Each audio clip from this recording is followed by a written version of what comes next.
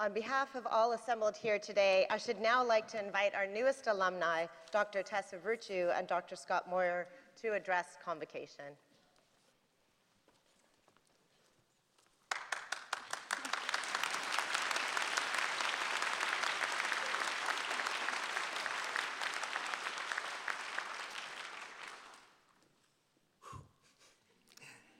Thank you, Dr. Weiss, Chancellor Hassan-Frass, and President Shepherd. Faculty members, graduates, and distinguished guests. We are deeply honored to receive this honorary doctorate from the University of Western Ontario and just feel privileged to be sharing this experience with all of you. Congratulations to each and every one of you. A special mention has to go to parents, siblings, family members, and friends in attendance today, as you too deserve to be celebrated for your contributions to this monumental occasion. At the onset of your post-secondary academic journey, I can't help but wonder how you envisioned today.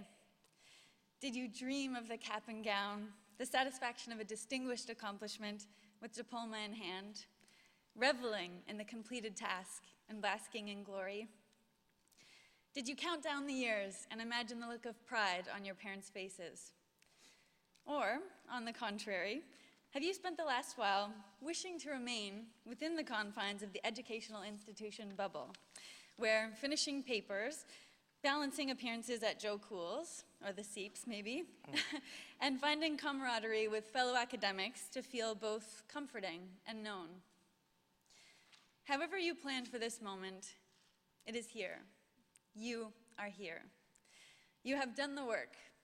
You have sacrificed. You have poured your hearts and minds into textbooks and projects and assignments and left your mark on this establishment. You've made friends, nurtured ambitions, found purpose, and joined a long line of graduates whose impact lives on in the spirit of achievement. We are so proud of you.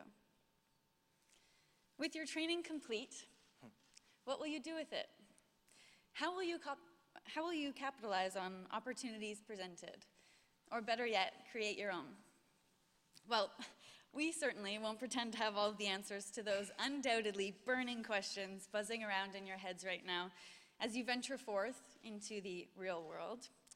But we have also learned that ice dancing and its accompanying lessons can be applied to life in more ways than you might imagine. Who would have thought? Sequins and spandex, foxtrots and twizzles. Turns out there are some transferable skills and nuggets of information we've picked up along the way that just may serve you too. So, we have kind of our school of ice dancing to pass on and some of the tidbits that we'll take from our competitive career. We've all heard the saying that practice makes perfect. While Tessa and I don't really believe in perfection, we do believe that we've learned that practice makes for a great way to deal with pressure. One of the most frequently asked questions we get is, how do you deal with so much pressure? Taking the ice at an Olympic Games with the country's hopes and your own expectations weighing heavily on your shoulders, I can assure you there are few situations more uncomfortable. Even talking about it, I'm tightening up. The anxiety is very, very real. You have an inevitable mental battle between your brain wanting to protect itself from stress and pain and the body going into fight mode, ready to pounce, adrenaline surge. In our world, pouncing is foxtrotting. It became our mission to learn how to be comfortable in this high-pressure situation, to be comfortable with the uncomfortable. That was accomplished through careful and calculated preparation. Every single day, we simulated the Olympics. What we ate, how we warmed up, the treatment we were getting, everything was simulating the games. Every bit of energy output was both strategic and accounted for. We measured brain waves, breathing rhythms, sleep patterns, and muscle trainability. For instance, many mornings we'd go into the grungy skating rink at 7 a.m. and it'd be just the two of us. And we'd play crowd noises, and we'd envision our skates gliding across the Olympic rings, and we'd pretend to turn that rink into a rink of two to a stadium of thousands. That meant that we practiced with these nerves every single day. That tightening up and sick to your stomach feeling every day, and that would come in handy. Upon learning that we would be flag bearers, as President Weiss mentioned, we'd be flag bearers for the opening ceremonies in Pyeongchang, which was up till today definitely the greatest honor of our career. Our sports physiologist had both the flagpole and the walking boots sent to Montreal so we could practice what it would be like, how much energy it would take our bodies in order to walk in the opening ceremonies. Throughout our entire career, we didn't always have such a sophisticated entourage of experts helping to manage our training plan, but once we were surrounded with such a group, we certainly made sure to make the most of it. Our focus was about taking care of the details every single day and committing wholeheartedly to that process. Consistency is what makes champions. And pressure, well, everybody feels it. It's those that know how to harness it that come out on top. Trust the process, even during the lows. Each one of you has a unique story with its own timeline full of twists and turns. Don't get lured into the easy habit of comparison. Believe in your path and nurture it accordingly. For our entire career, we have practiced and shared a coaching staff with our biggest rivals. A concept foreign to most, it's all we've known. Often we were able to use their competitive spirit and different approach to our advantage. It was motivating and certainly kept us on our toes. The better our competitors were, the better we were, and vice versa. Occasionally, though, it was easy to get caught up in the drama of it all. We sometimes found ourselves trying to mimic another team's strengths instead of solidifying our own. A useful skill became learning to block out distractions, something we put a lot of time into practicing. We worked with a Russian coach for 10 years who loved to test our focus. Thanks to her, we learned to perform under the most interesting of circumstances. Fire alarms, fireworks, no music, no lights, terrible ice, you name it. She also taught us to practice failure. We literally practiced falling and subsequently learned to get back up and refocused in record time. Something I think our generation struggles with in this time and climate of everyone being a winner. The truth is, failure is a way to gather data. And what might feel like failure in the moment will often not be regarded as such upon reflection later.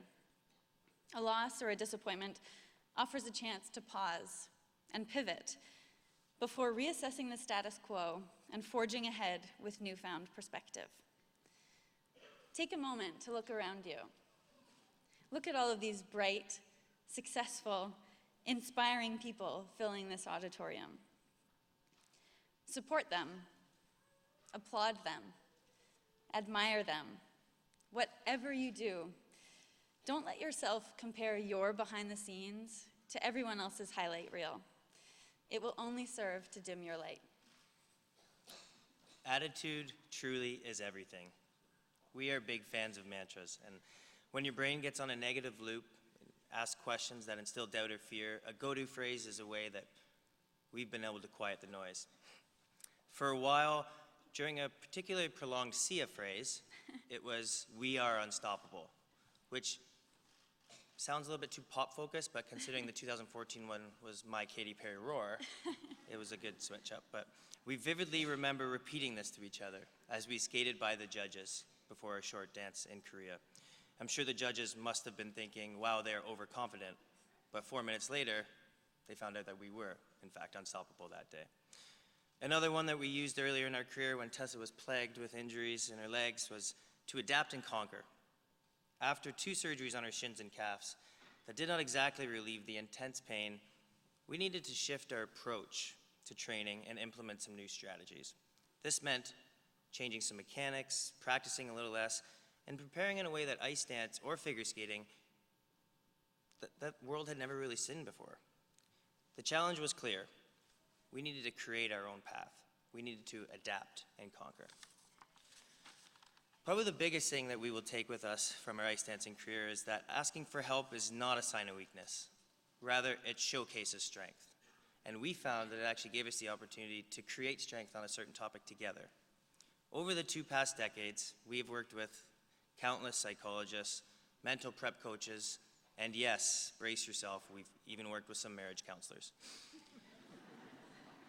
Teamwork, we learned very early in our career, was our biggest asset. We chose to nurture this partnership of ours, prioritizing trust, communication, and the strength of a common goal. Without realizing it, the foundation upon which we built our professional relationship was that of the positive attribution theory. We were, without fail, each other's biggest fans. In creating a larger team around us, on-ice coaches, strength trainers, therapists, nutritionists, etc., we embraced the notion of being CEOs of our own company.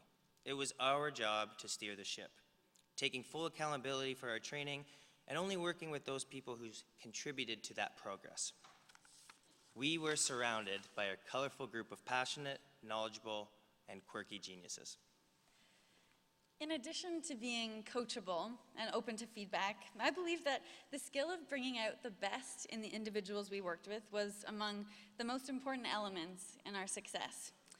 We spent months analyzing our coaches, personalities, strengths, insecurities, views, downfalls, and specific areas of brilliance, only so we could glean insight from each and every moment of training, regardless of who was teaching us.